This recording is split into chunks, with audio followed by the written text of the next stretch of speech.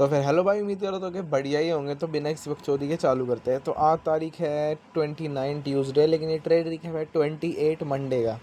तो जैसे कि मैंने पिछली वीडियो में बात करी थी कि मंडे का हमारा कैसे प्रेडिक्शन कर सकते हैं, क्योंकि नो न्यूज़ मंडे है तो चॉपी प्रेडिक्शन रहने के चांसेस है।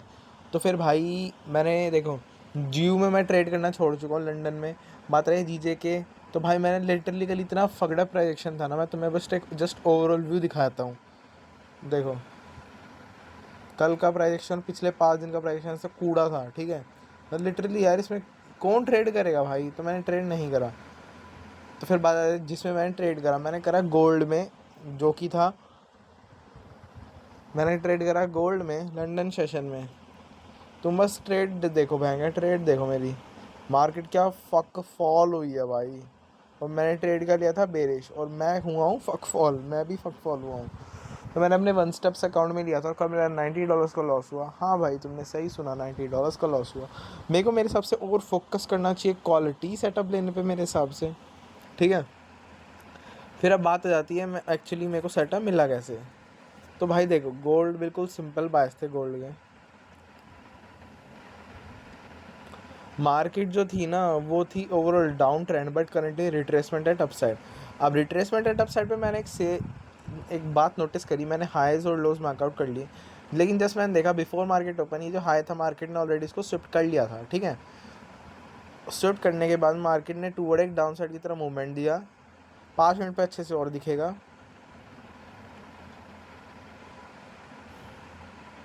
मार्केट ने ऑलरेडी ये लिक्विडिटी स्विफ्ट कर ली थी, ठीक है।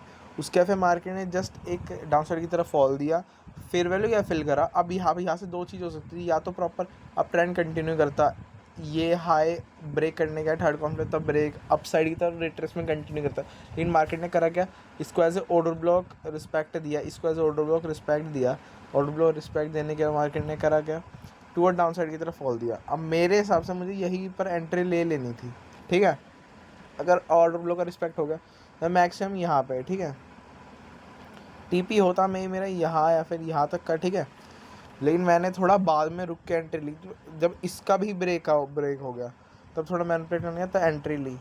मार्केट ने मेरी पहली एंट्री में क्या करा, मार्केट ने ऑलमोस्ट टीपी बेरली मिस करा, सॉरी एसएल बेरली मिस करा और जस्ट फॉल दिया। बेरली मिस में ये मेरा ओरिजिनल टीपी था, लेकिन मैंने यहाँ पे कर लिया था भाई यार, हो जाए क्या पता इस बार हो जाए। लेकिन मार्केट ने करा क्या, टूवर्ड सेकंड स्टॉप परफॉर्म करा पूरे टाइम। लंदन सेशन के ये कब का टाइम है, 3 बजे के बाद पूरा मैनिपुलेटिंग प्राइस एक्शन, जब तक 5 बजे 5:30 बजे नहीं गया और फिर फॉल दिया। ये मैंने जो दूसरी एंट्री ली थी, ये मेरी दूसरी एंट्री भी हंट हो गई थी। हंट मैं बोलूँगा नहीं, एक्चुअली मैं बोलूँगा मैंने ही खुद वो कर दी थी, क्योंकि मेरे को इस पर भरोसा ही नहीं आ रहा था, कॉन्फिडेंट नहीं आ रहा था, लो कॉन्फिडेंट। ऑलरेडी मैं किसी एक ट्रेड ले चुका था, मैं और लॉस चाह नहीं रहा था। तो मेरा इसमें अराउंड $30 का लॉस हुआ और इसमें मैंने ब्रेक इवन पे निकाल लिया। इवन मार्केट ने पूरे टाइम मैनिपुलेट करता रहा, लेकिन एट द एंड टीपी दिया। क्या बोलूँ यार मैं मार्केट को, क्या गाली भी क्या बकूँ। ये मेरी लंदन की इजी पीजी कंट्रेशन ट्रेड थी जो मिल सकती थी मुझे, लेकिन नहीं मिल पाई भाई, क्या कर सकते हैं। फिर बात आ जाती है, देखो जीजे मैंने करा नहीं, इस पर मैंने जीजे करना छोड़ दिया। बात रही गोल्ड का, तो भाई गोल्ड का बिल्कुल फ्लैट क्रैश प्राइस एक्शन था। इसके टाइम पे दिखाता हूँ, मार्केट जस्ट खुली और जब मार्केट फॉल कर गई, लंदन के हिसाब से चलता तो मैं भी ले सके, लेकिन मैंने बिल्कुल प्योर उसके हिसाब से चला और बस नहीं ले पाया मैं। फिर बात आती है जीयू की। जीयू में बहुत अच्छा सेटअप था जो कि मैं बताना ज़रूर चाहूँगा।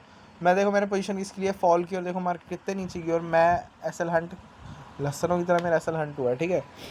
बायस सही है, लेकिन स्टिल एग्जीक्यूशन वगैरह में दिक्कत है, रिस्क मैनेजमेंट में दिक्कत है। तो उसमें मैं क्वालिटी सेटअप पे फोकस करना चाहिए। इधर मैं करता हूँ, लेकिन स्टिल यार क्या बोलूँ बस खुद को। पहले बायस बताता हूँ, मेरे बायस डिसाइड होते हैं आवरली के हिसाब से। मैंने क्या देखा, मार्केट जो है, मार्केट जस्ट पूरा प्योर डाउन ट्रेंड में है, रिट्रेसमेंट एट अपसाइड कंप्लीट कर चुका है, अब फॉल दे रहा है। अब यहाँ पे देगा डेफिनेटली रिवर्स रिट्रेसमेंट सेटअप, ठीक है। इजी पीजी रीडिंग है। मार्केट उस टाइम कुछ यहाँ का ही था, ठीक है। तो भाई मेरे दिमाग में परफेक्ट थॉट जागा, मार्केट अगर उस टाइम पे यहाँ कहीं है तो जस्ट मार्केट ने करा क्या, एक आवरली जो है ना, आवरली लंदन का हाई वो ले लिया था।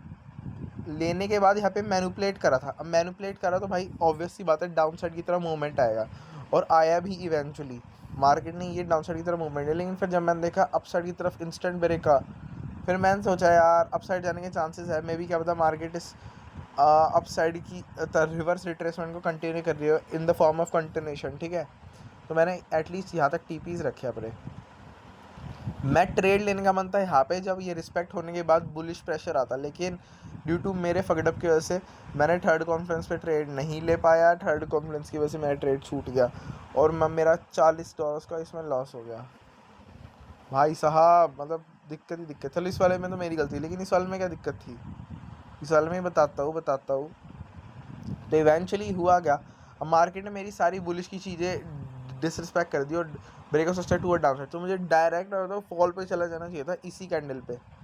लेकिन मैं भी लसन, मैंने क्या करा, रुक जाओ बताता हूँ। 5 10 15 20 25 सेकंड मैंने 25 मिनट वेट करा, और जब यहाँ कहीं एंट्री ली, और इतना मेरा एसएल ओरिजिनल ये था, लेकिन मैंने यहाँ पे बुक कर लिया। रीज़न ये था क्योंकि मैं इतना विलिंग टू लूज़ नहीं था, तो मेरा अभी यहाँ पे भी $24 का लॉस हुआ। होने के बाद मार्केट क्या फक फॉल हुई है भाई, मतलब क्या बायस है। बस मुझे ना उसका भाई literally risk management, execution, proper चीज़ों को फॉलो कैसे करूँ, उन चीज़ों पे ही काम करना रह रहा है इधर यार। बाकी सब तो परफेक्ट है मेरा। अब बात रही एक और चीज़ की, अब वो है कहा गया इंडेक्स इसकी। भाई साहब कल मैं इंडेक्स में सोचते सोचते भी तक डाउटफुल था, मेरे को खुद यकीन नहीं हुआ। मैं कहा यार ये मैं हूँ क्या।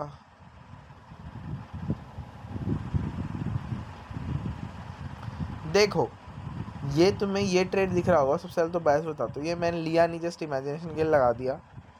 मार्केट ओवरऑल अप ट्रेंड में है, रिट्रेसमेंट डाउन साइड, इतना बड़ा फेयर वैल्यू गैप है। ये एक्चुअली ड्यू टू न्यूज़ बना था संडे को, ठीक है। मार्केट इसको फिल आउट कर रहा है, अब ब्रेकआउट स्ट्रक्चर टूवर्ड अपसाइड आ सकता है, क्योंकि 4 आवर के फेयर वैल्यू गैप को कर रहा है रिस्पेक्ट कर रहा है। और ये जो करंट बेरिश ऑर्डर फ्लो चल रहा है इसको करेगा डिसरिस्पेक्ट, ठीक है, बाय मेकिंग न्यू हाईज और हायर लोज। अब यहाँ पे एक मतलब कति स्नाइपर एंट्री पता है एक स्कैल्प की हो सकती थी, जो मेरे मेंटर ने भी ली, जो मैंने विलिंग टू यार मिस कर दी, वैसे मेरी ही मिस्टेक की वजह से, ठीक है। देखो यहाँ पे एसएमटी बन रहे हैं, परफेक्ट सेम सिचुएशन। उस टाइम पता है क्या हो रहा था, जो नैस्डैक थी ना वो ऊपर जा रही थी, और जो ईएस है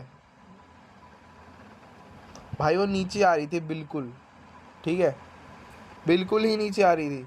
तो यहाँ पे प्यारे से 71 मिनट के बेसिस पता है कैसे बनते, और ये लिटरली नैस्डैक में ही ट्रेड होता। मैं लेने के लिए सोच रहा था लेकिन मैंने लिया नहीं। और नैस्डैक में तो कभी इसको फिल ईएस तो फिल करा है। बड़े टाइम फ्रेम का 70 क्या है, 5 मिनट की हाईज, और ये नैस्डैक में वही सेम चीज़ थी, ये और ये मेरे मेंटोर ने भयंकर यहाँ से स्कैल्प यहाँ से लेके यहाँ तक का टीपी मैक्स टू मैक्स, और फिर बस कमा लिए इतने यार ने। और यहाँ पे मैंने ट्रेड लिया नहीं क्योंकि मैं इतना लूज़ ऑलरेडी कर चुका था, मेरे डाउट भी आ रहा था। इधर मैंने आज ये वाला ट्रेड सेटअप छोड़ दिया और बस फिर नहीं करा मैंने। मैं देख रहा हूँ नैस्डैक और ईएस की ट्रेड पे ना कॉन्फिडेंस आ नहीं आ रहा, और मान लो अगर ये कुछ ज़्यादा इन्वर्स चल रही है ना, देखो इन्वर्स, देखो सिंपल सी बात है, छोटे टाइम फ्रेम पे बड़े टाइम फ्रेम पे मार्केट इन्वर्स चले, देखो छोटे टाइम फ्रेम पे इन्वर्स चलेगी इसका मतलब छोटे टाइम फ्रेम का 70 है, अगर बड़े टाइम फ्रेम पे इन्वर्स चलेगी इसका मतलब बड़े टाइम फ्रेम का 70 है। सिंपल है भाई, सिंपल। तो इस बार छोटे टाइम फ्रेम के बेसिस पे चल रही थी, तो ये SMT थे, लेकिन मैंने इसको देख रही पाया, और बस यार फगड़अप हो गया।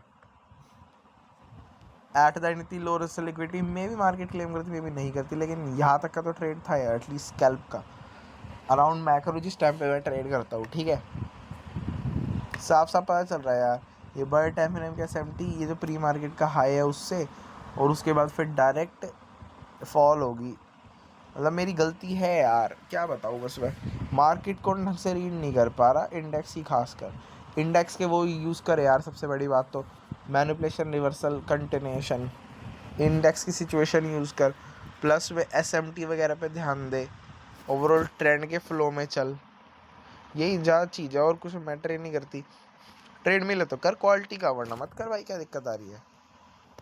इधर मैंने ये मैंने मार्केट फिर एट द एंड इसलिए नहीं देखा यार कि यार छोड़,